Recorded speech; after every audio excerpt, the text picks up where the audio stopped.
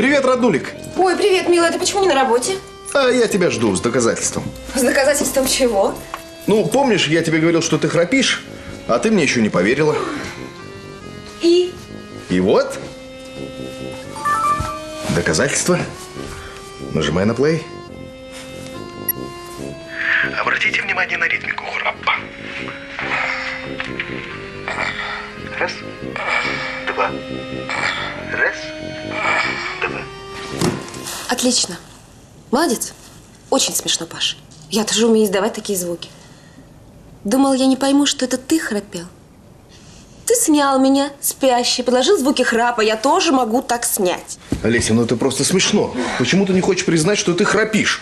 Ну в этом нет ничего стыдного. Мы с тобой уже 2 года вместе, и я видел тебя в разных ситуациях. Между прочим, я слышал, как ты пукаешь.